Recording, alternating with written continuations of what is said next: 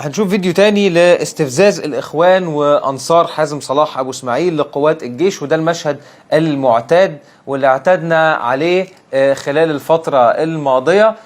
دايما أنصار الجماعة وأفرعها بقى المختلفة، يعني امبارح زي ما قلنا دول أنصار أبو إسماعيل كانوا موجودين في منطقة مدينة نصر، ودايما زي ما شايفين المشهد قدامكم اهو باين المشهد واضح، علامة اللي هو هنذبحكم واستنوا هنوريكم حركة الدقن دي الشهيرة يعني.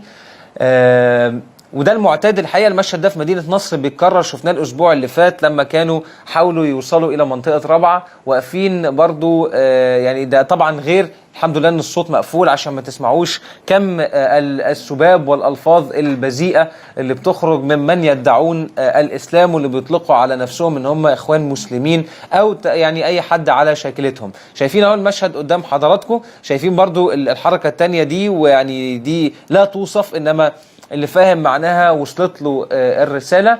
ده كله كان في مقابل الناحية التانية، أو كل ده كانوا بيعملوه لقوات الجيش وقوات الأمن اللي التزمت كالمعتاد ضبط النفس بأقصى درجة بأعلى درجاتها. و